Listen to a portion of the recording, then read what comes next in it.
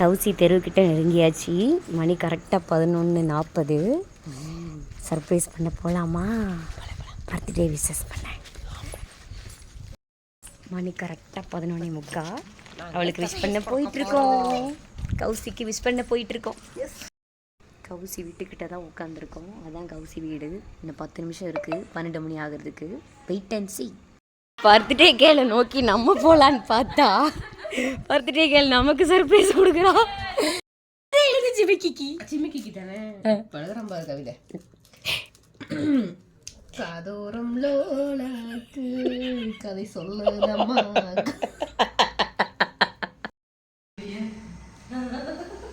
Kaushik gift set பண்ணிட்டு இருக்கோம். இவ்வளோ கிஃப்ட்டுக்கு கவிதை எழுதி ரெடி பண்ணிக்கிட்டு இருக்கோம். ஒன்றுக்கு கூட கவிதை சொல்லாமல் அடுத்து கவிதை சொல்லுன்னு வேற கேட்குறா. ஒவ்வொரு ஸ்டெப்பா சொல்லிட்டு இருக்கேன். எழுதிக்கிட்டு இருக்கேன்னு சொல்லு. உதிரை கொடுத்து கவிதை சொல்லிக்கிட்டு இருக்கேன். கேஃபார் கௌசி. அதுக்கு அடுத்த வாசியே நான் வார்த்தையை வந்து நான் யோசிக்கணுமா? எப்படி கேப்பார் கௌசியா?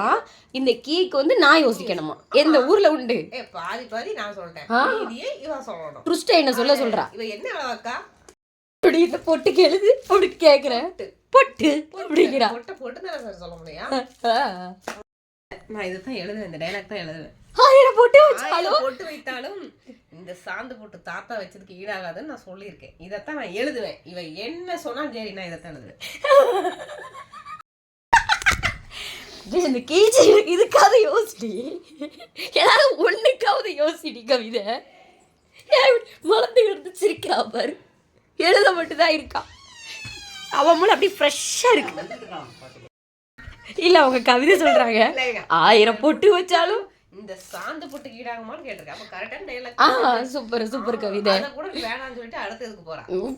அப்படியே தாத்தா பாக்கெட்டுக்குள்ள கையை விடுன்னு போடு. அப்படியே தாத்தா.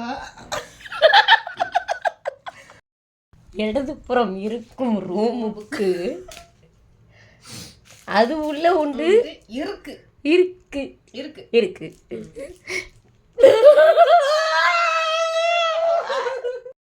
இவ்வளோ இருக்கு இல்ல இவ்வளவுதானே இருக்கு. கடகடை முடிக்கணும். ஒரு இதுக்கு ஒரு இல்ல எழுதுறவங்களுக்கு அப்படி இல்ல 2 லைன் தான் யோசிக்க. அத டக்கட பாராசூட். இது வந்து கிளிப்பு. இது கவிதை. இதுக்கு விளக்க கொடுன்னு சொல்றேன். தப்பு இல்லையே. எழுதும்போது எவ்வளவு ரிஸ்க் தெரியும். அந்த பேனா வந்து கை ரொம்ப வலிக்கு. இல்ல மூளையை கசிக்கு வேலை பாக்குற எனக்கு இதா இல்ல உனக்கா? இந்த பாரு இந்த பேனாவை வச்சு ஒவ்வொரு ஸ்பெல்லிங் மிஸ்டேக்கு தப்பு இல்லாம எழுதணும். இல்லன்னா அந்த கௌசி என்ன கேள்வி கேட்பான்னு எனக்கு மட்டும் தான் தெரியும். எங்க வைக்க போற இசை? அந்த கருப்பு பேக்க கொஞ்சம் திருப்பு அப்படின்னு சொல்ல எழுதக்கூடாது. தத்தெடுத்து வந்த என் மாமன் மகளின் எப்பொழுது ஒரு மூட்டை அழுக்கு துணியை கொண்டு வருவாள், அதில் உள்ள ஒரு கிஃப்ட் இருக்குன்னு போடுது. முடிஞ்சிருச்சா? இல்ல முடியலடா. 1 2 3 4 5 6 7 தான் இருக்கு. 7 இருக்கா? 7 இருக்கு.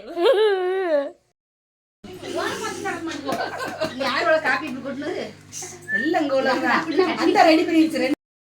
Happy birthday to you. ஊது ஊது ஊது. Happy birthday to you. Happy birthday to you Kausi. Happy birthday to you. எப்போதும்